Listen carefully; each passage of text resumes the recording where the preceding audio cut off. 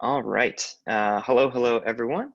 Welcome to the SIG Docs weekly meeting. Today is September 1st, 2020, and this is a Kubernetes meeting. So we adhere to the Kubernetes Code of Conduct, which simplifies to please be excellent to one another.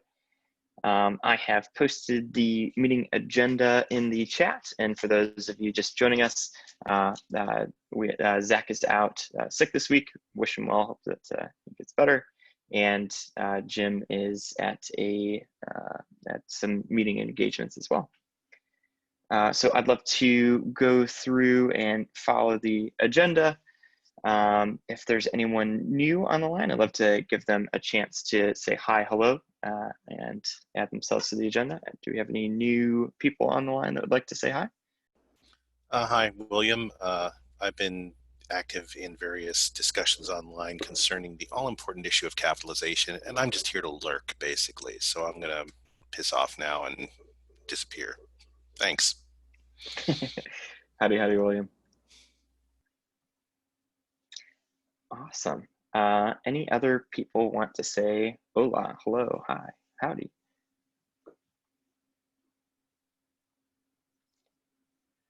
All right, trucking right along. Let's get into updates and reminders. This week's PR Wrangler is Celeste. Thank you very much thank you for your service. Next week, I'm going to be heading that up and PR wrangling myself. 119 was not enough. Had to get right back in the action. Very excited about that.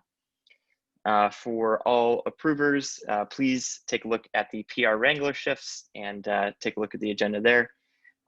We got everything. I talked with Jim before this meeting. We got everything updated, so we should have a good idea on what everybody's shift looks like coming up. All right, so let's get into the heart of the agenda. 119 release or 120 updates. Any news on that front? So Vita's not here today, but she is doing a cleanup step of 119 and getting ready for 120.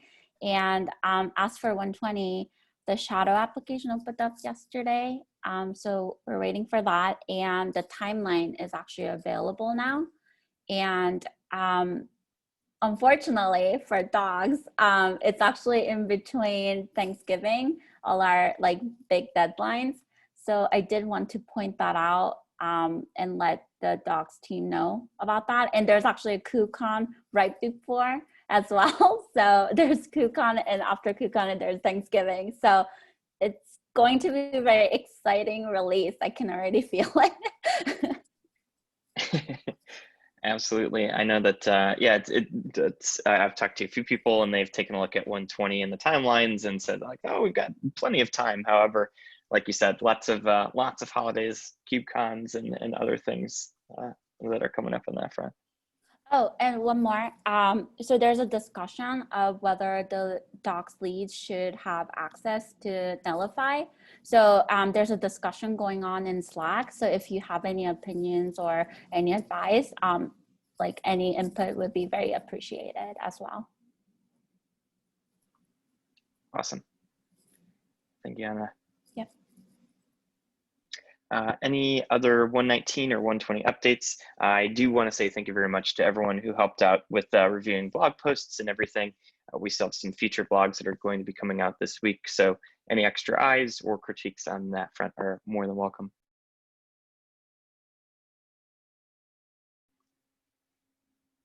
All right, moving on into the blog section. I don't see Caitlin or Bob on the line. We do have a blog sub-project meeting after this meeting at 11:20 Pacific time, and we're going to be discussing some things there. I don't see anything that's urgent on that front other than just some of the 119 feature blogs, but we'll definitely take a look there. But yeah, it seems like business as usual there. Any other comments, questions on the blog?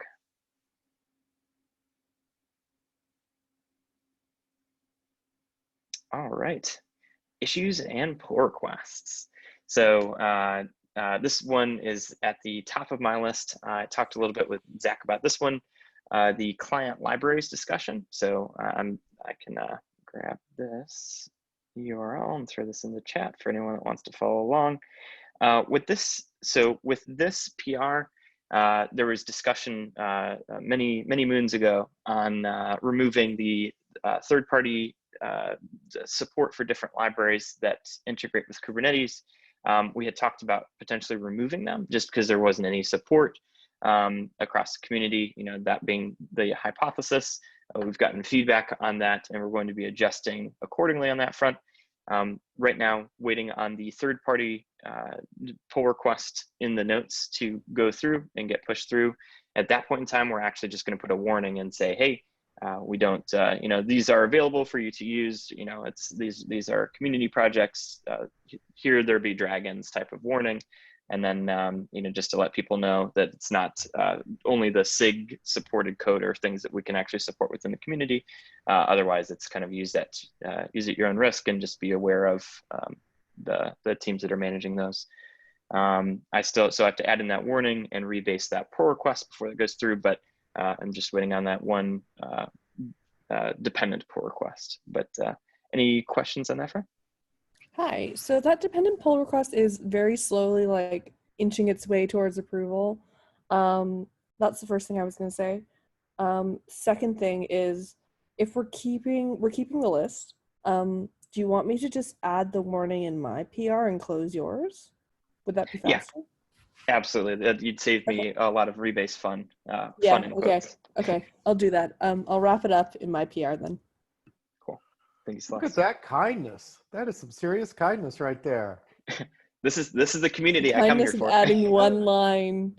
It's a helping neighbor right there. Hey, can I have a cup of sugar?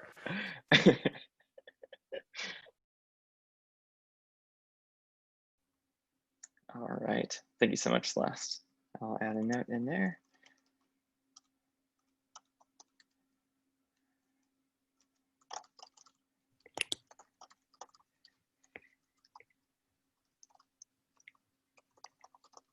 All right, notes all updated. Moving on to Zach and Jim. Better CKA experience. I have not taken a look at this pull request, but I'm going to drop this here in the chat for everybody to take a look at if you want to follow along. Load this up here in my browser. And actually, you know what? Let me share my screen. Chrome, perfect. Okay, so you should all see my screen. Add simple install instructions, better CKA experience. Let me kind of fast forward through this. If anyone has anything that they want to call out, please let me know. I'm going to scroll slightly fast.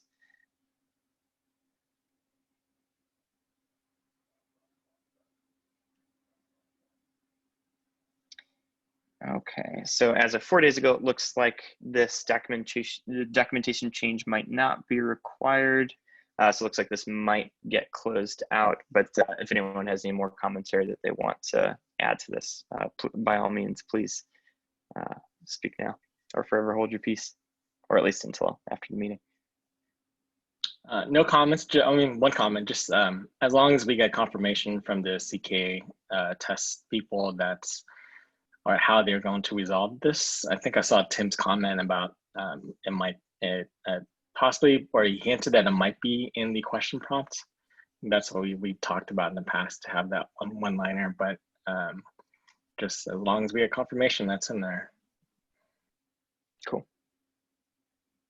Awesome. Any other comments, critiques, or otherwise? All right. I would turn it over to Zach, but again, I hope that he's feeling better. Google Season of Docs. I'd assume that means Google Season of Docs is quickly approaching. Anyone have anything that they want to remark on that front? Google Season of Docs is here, as far as I know. I'm pretty sure that's the update. And Cool. I imagine that lots of Zach's time in the coming weeks will be taken up wrangling new contributors in that regards. Cool. I swear I keep forgetting that it's September already, and that August is long gone. But so sad. Hardly knew August. Awesome. Kind of recurring events like the Google Season of Docs. Why don't we keep that into our calendar so we will we will remember when it will be happen. I like that.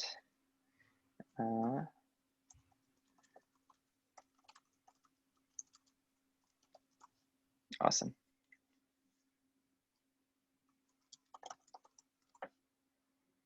Awesome. Thank you. Thank you. Any other comments, questions, concerns? Excellent. I had one item that I wanted to bring up. I talked with Jim about when it comes to the PR Wrangler and that schedule that's listed up on the wiki. Sorry, Zoom is taking over my screen. Let's go back to the website and go to wiki. If you don't have push access to, let's see, PR Wranglers, if you don't have push access to this page, you're not able to update it as it stands right now. I went in to add this earlier, but was unable to. I talked with Jim about, either getting push access, or he suggested, we could remove this one item that he said it's restricted to editing and users as teams with push access, and just kind of opening that up for more team members. Kind of wanted to get consensus there. I'm, So, fine either way, but wanted to talk through that. So this is Brad. I typically manage that page, and I wasn't aware that you wanted to make a change, but if somebody tells me, I'm happy to make the change if that's good enough for you. I think there's a little concern of somebody going in and, really wiping all kinds of things out, but I'm usually pretty responsive for something like that. Sure. Yeah. If that's like updating a PR Wrangler or anything like that, if you prefer like an issue or anything like that, I think that makes sense, unless anyone feels differently. Slack is great, and like I don't even have to submit a PR. I just edit the page. So in fact, I don't know if there's a place to put my cell phone. You can even have, I'd even take text. Hey, wake up! Update the page. Like, So, we'll just if you're okay, I'm happy to be responsive and keep managing that to save other people heartache. Absolutely. I think that sounds good. Does anyone have any other thoughts, opinions? Excellent. At Brad. For any wiki changes. Awesome. So at channel and SIG Docs, right? That's the right place. Sure. Yeah. Okay. Cool. That won't make anyone mad. No. All right, Irvi, I'd like to turn it over to you for these two items, if you want to go through those. Okay. So basically, for the last KubeCon, I have several questions about why the SIG Docs doesn't have any sessions in the maintainer tracks. So I was wondering if we will have such an event in the KubeCon North America. Do you know about that? That I don't. I did. I've talked a little bit with the KubeCon North America teams, but mostly within the context of the CI/CD track. I'm working on that with Mr. Jiffy or Jeff on that front, but don't have any insight into docs. So we've typically had these, right? And we typically have them in person. I'm guessing just with all the chaos of going virtual, I think this kind of fell through the cracks. I think what has to happen is a small group of us need to be willing to say, hey, we will step up and put together some materials and then decide what we want to do, whether it's just an outreach. We've done outreach where we've given presentations on intro to docs and here's how we do it, like for the new contributor workshop. And then we've also, and then here's the question, it really worked well when we were in person, which was, we would do like a doc sprint, right? We do something where we'd give an opportunity to do hands-on training for people, typically teach them how to submit their first PR, in addition to teaching them about how to do docs, PRs for docs. So I think the question is, how much do we think we can do for a virtual conference and be effective, and who's willing to contribute? I would personally be happy to help contribute. I love doing those sessions and the outreach. It's lots of fun. So I think the first is, do we have a small group, say at least 3 of us that are interested in doing it? And then do we want to try and just do outreach education and the presentations, or do we want to try and do a small virtual doc sprint, I think would be the questions. I see. So actually, I have another concern regarding the time zone difference. Like when we are doing virtual events, it's kind of difficult to make sure that everyone is in the same time zone, right? Yeah. Yes. I think that's a great point, and that's probably one of the reasons why we kind of let it go for a little bit. I actually do this type of training at my company, and we're starting to do more virtual training as opposed to the good old days when I'd get to travel all over the world and have fun. But one technique that we found effective is, let's say you want to do like a 3-hour session.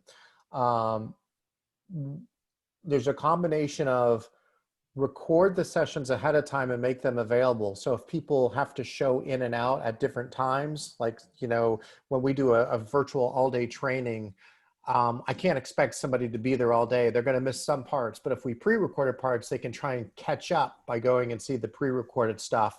But then at the same time, we do the live sessions to help get the interactivity and be able to answer the questions.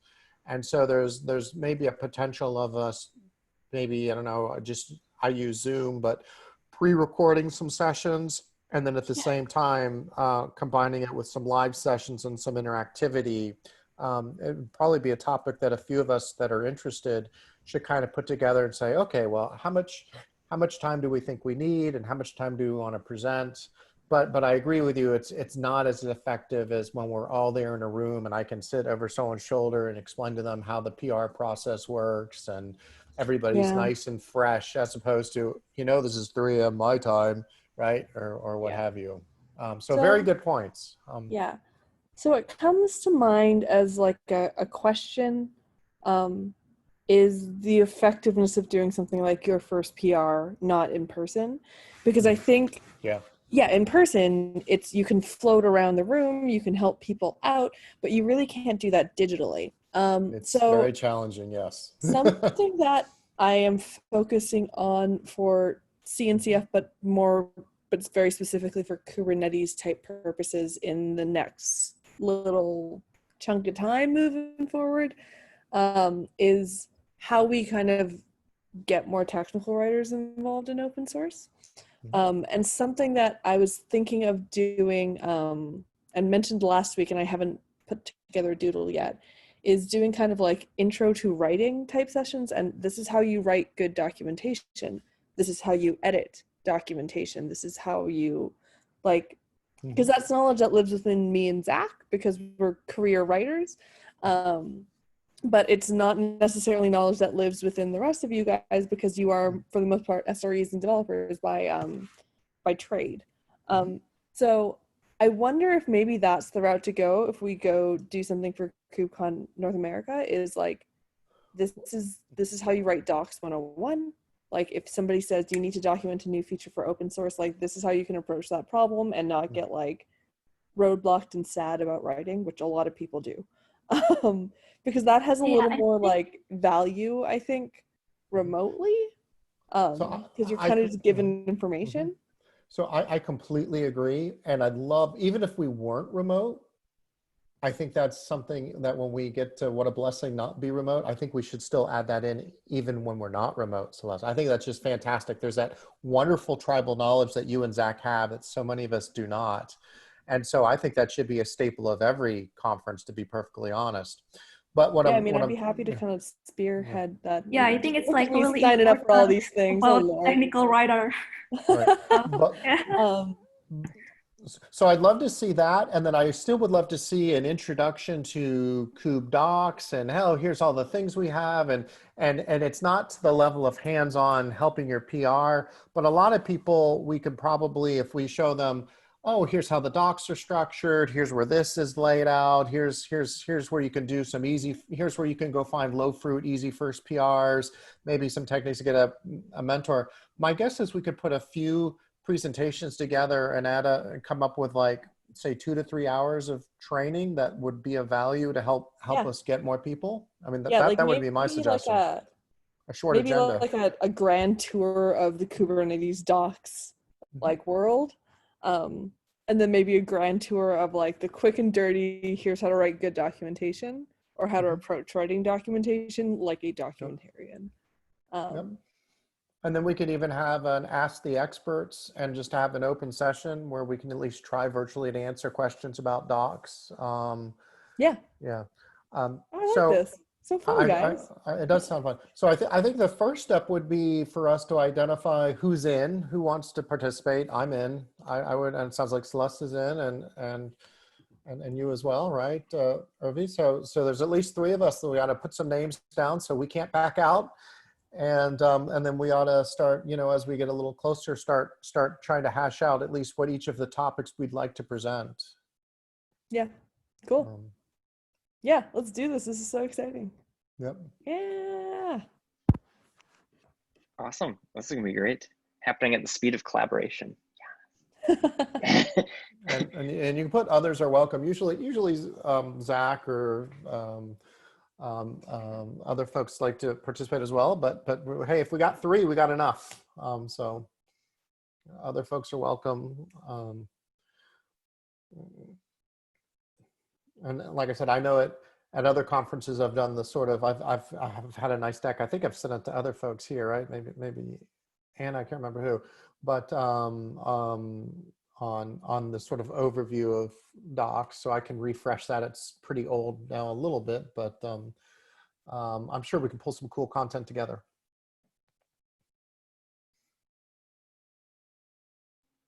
Awesome.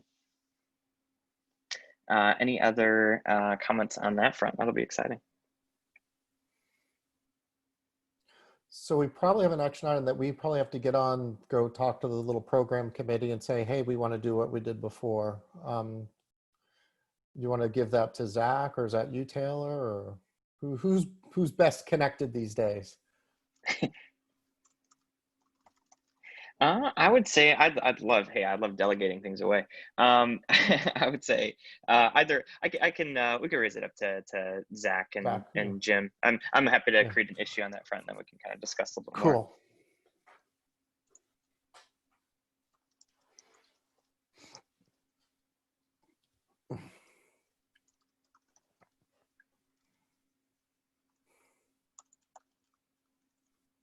Cool. That's on me to file GitHub issue.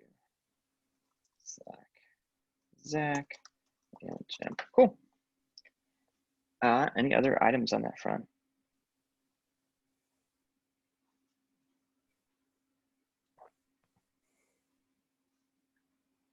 Awesome.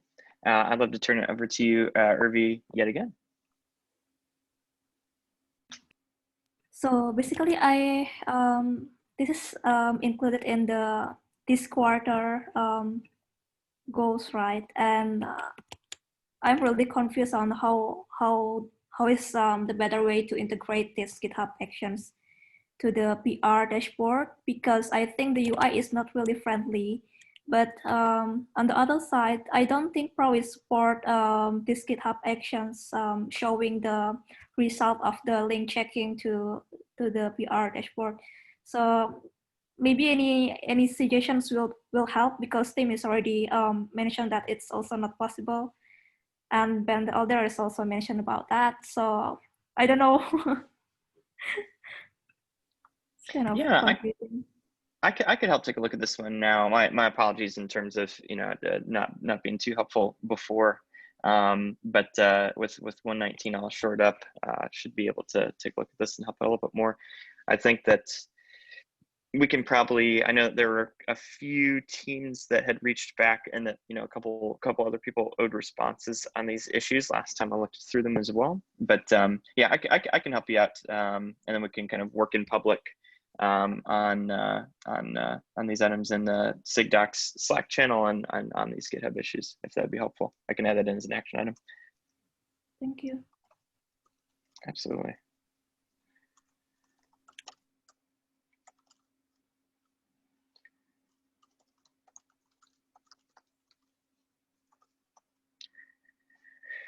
Awesome. Any other items that anyone wants to address, kind of moving into open discussion? Just one quick one, Taylor.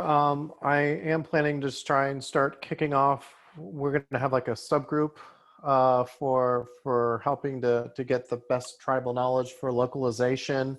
And I did say I was going to kick that off after KubeCon when things calm down, which is pretty much now. So I am going to start reaching out across all the channels and see who's interested and try and get them moving. If anybody has good suggestions for me on how to move forward with that, I would love to hear. But I am going to at least start reaching out, see who's interested, and try and figure out if they want to, you know, meet once a month or just do it by Slack, and see how much, you know, how many folks across the localization teams are interested. But I just want to let people, I am going to get that going. And if folks here are interested, please let me know, so I am aware.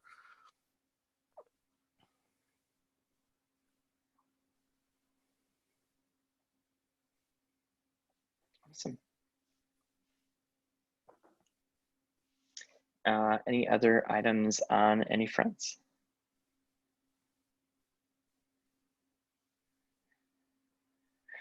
All right. Well, in that case, give you your time back. Thank you so much for joining us today, and I wish you all a very happy Tuesday. I'll talk with you all later. Have a good one. Peace. Bye.